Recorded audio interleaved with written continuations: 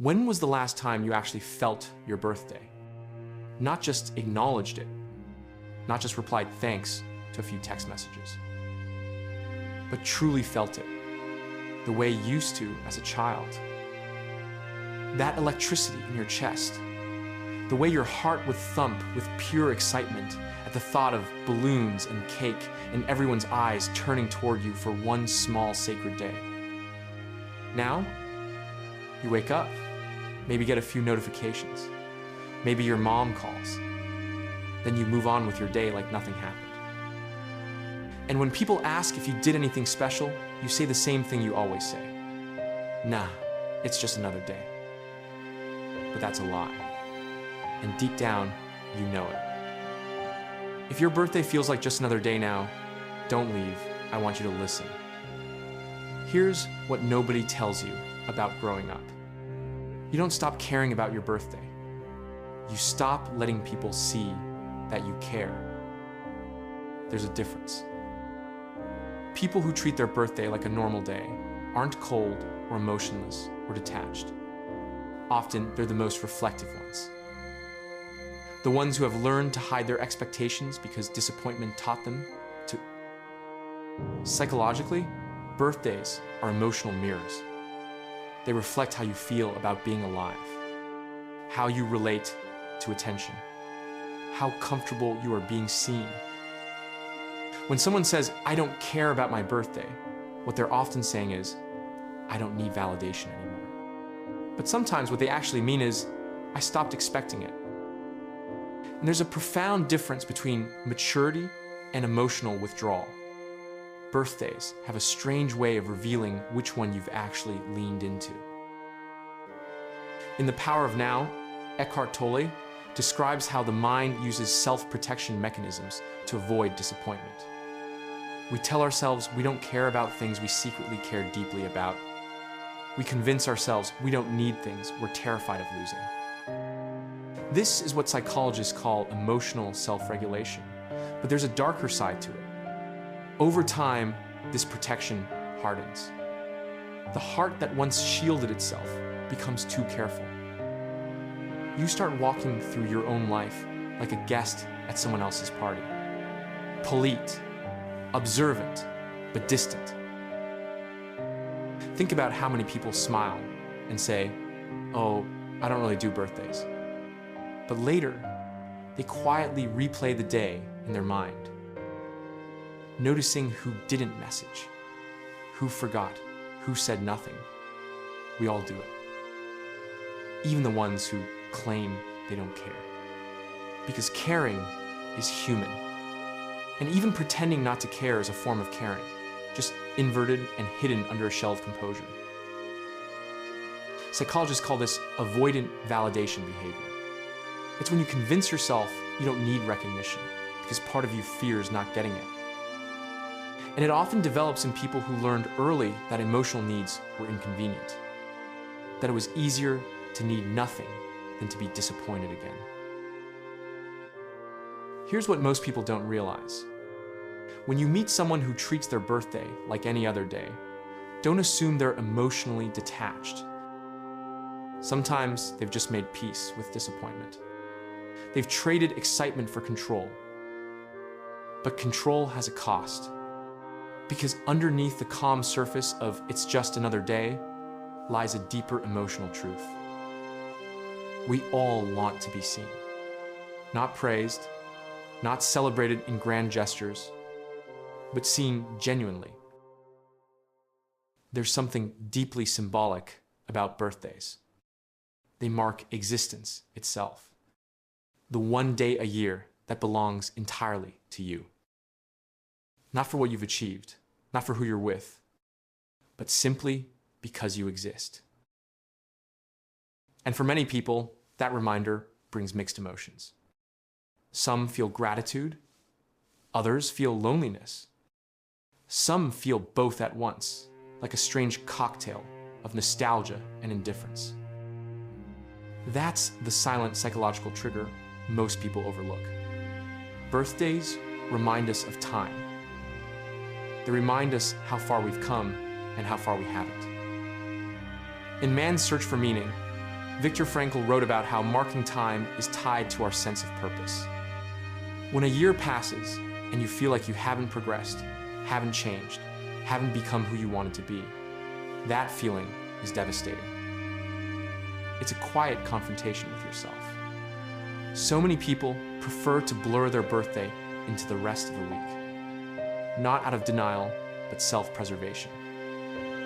It's saying, I'll reflect when I'm ready. But even in that quiet, the day carries weight. For people who grew up being the responsible one, the strong one, or the giver, the mind internalizes a message early. Your joy comes second. You learn to downplay your needs.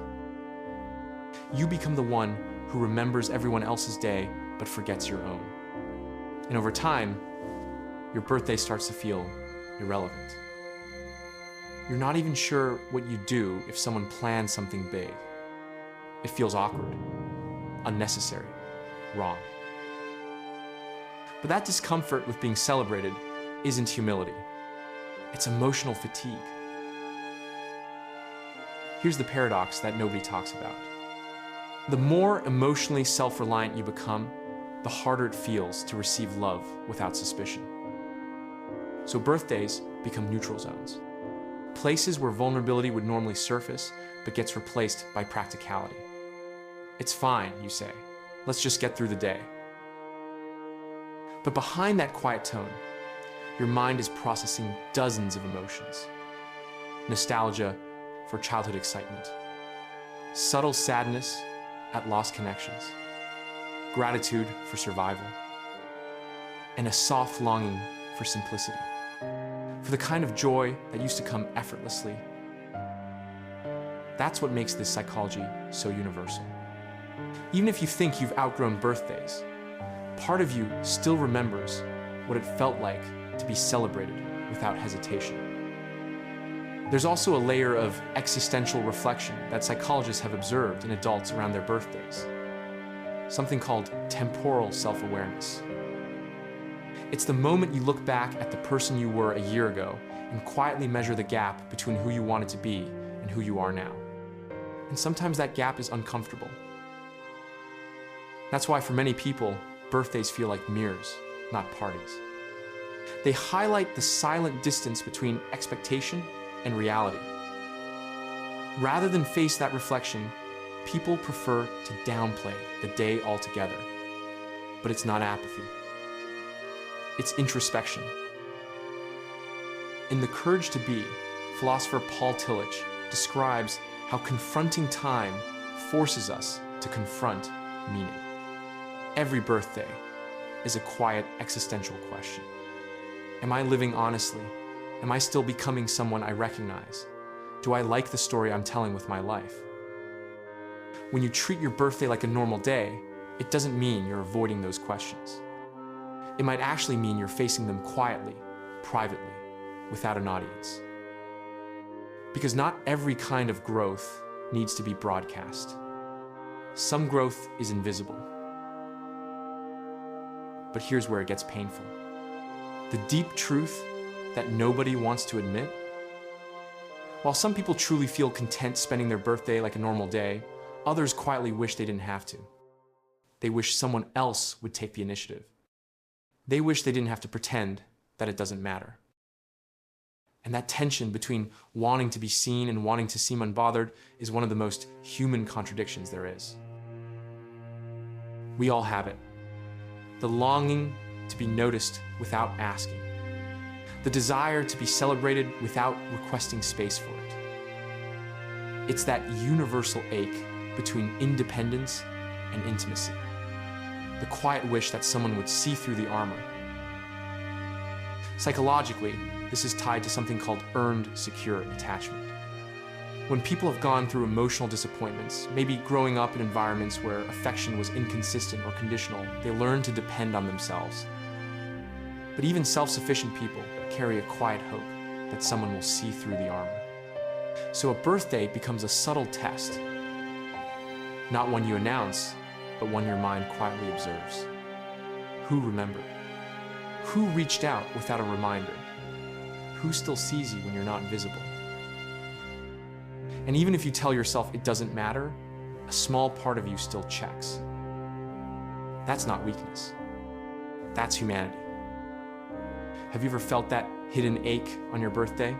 Drop "seen" in the comments. Here's what most people don't understand about the psychology of redefining celebration. When someone treats their birthday like a normal day, they're not rejecting joy. They're redefining it. They're saying, I no longer need the world's permission to feel good about being alive. And that shift from external celebration to internal acknowledgement marks one of the quietest forms of maturity.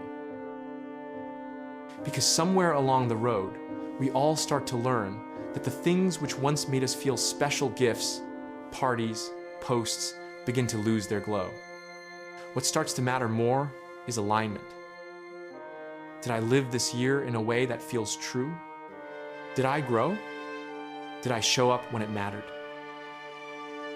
In Atomic Habits, James Clear describes how small daily choices compound into meaning. Maybe for you, a birthday celebration now looks like going for a walk alone, cooking your favorite meal, taking a quiet day off to think. It's not the loud joy of balloons, it's the soft joy of solitude. And that's something our culture often misunderstands. We confuse quiet with emptiness, but silence can be sacred. In psychology, this is connected to something called self-concordant motivation. When your values and your actions begin to match, you experience a deeper sense of fulfillment, even without external validation. So when someone spends their birthday quietly, it's not apathy. It's alignment. They're no longer chasing the kind of celebration that's loud, fleeting, and performative. They've replaced it with something steady and real. Subscribing takes 2 seconds and helps this reach someone who needs to hear it. Do it for them. But here's a gentle truth that deserves to be remembered. Even the most self-sufficient souls still deserve to feel special once in a while. Not because they need validation, but because recognition nourishes the parts of us that carry others. The ones who treat their birthdays like any other day are often the same people who hold space for everyone else's milestones. They're the quiet anchors in their circles. The ones who remember your important dates, who check on you first, who give without keeping score. And sometimes those people forget that they too deserve light, that it's okay to let others give back, that you don't have to earn joy by being strong all year. Because even the calmest souls still need warmth. Even the independent hearts still need to be seen.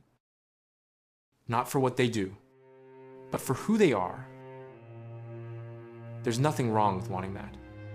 There's nothing weak about missing it. If you've ever felt that quiet ache on your birthday, the kind that doesn't demand attention but still hums beneath your chest, that's your heart reminding you that connection still matters. It's reminding you that you're human. And that's the whole point of the day. It's not to celebrate perfection or achievement. It's to celebrate the fact that you're still here. Still learning. Still evolving. Still trying to make sense of what it means to live. In Letters to a Young Poet, Rainer Maria Rilke writes about the importance of marking our own existence with intention and kindness.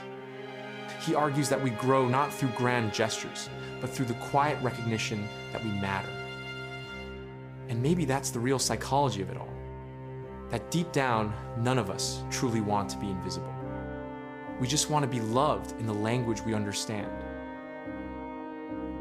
Some people want fireworks, others just want peace. Some people want surprises, others want consistency. Some people want crowds, others want one person who listens. And that's okay. There's no right way to experience your own existence. So, if your birthday feels ordinary, if you went to work, made your coffee, checked your messages, and carried on, maybe that's not something to fix. Maybe it's something to honor. Because what you're really saying is, my life is already full enough to not need one day to make it meaningful. That's not detachment. That's gratitude in disguise.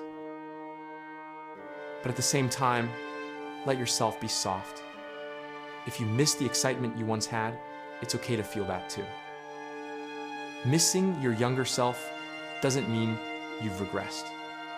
It means you're remembering what innocence felt like before the world taught you restraint. And perhaps that's the greatest gift you can give yourself on your birthday. To remember the child who once counted down to midnight with glowing eyes, who believed that one day could hold infinite magic. Because that child is still somewhere inside you, waiting not for a party, but for acknowledgement. Waiting for you to whisper, "Hey, I see you. We made it another year." That's the kind of celebration that doesn't fade when the candles go out. That's the kind that stays with you. So if your birthday ever feels like just another day, don't feel guilty for it. It's not emptiness. It's evolution. It's the mind learning that meaning doesn't need noise. And yet in the quiet, if someone remembers, let them. Let them say your name. Let them remind you that you matter. Because you do. Even on the days that feel ordinary. Even when you treat your birthday like a normal day, especially then.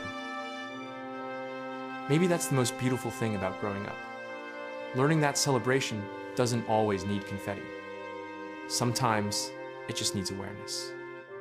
A moment of stillness. A deep breath. You don't have to make a wish. You already are one. A living continuation of every version of yourself that made it here. And that's worth celebrating quietly or loudly every single year. If this resonated with you, hit that like button right now and subscribe, because this message could change how someone sees their own birthday. How do you celebrate your birthday now? Drop it below. Let's stop making each other invisible on days that matter. See you in the next one. You're seen.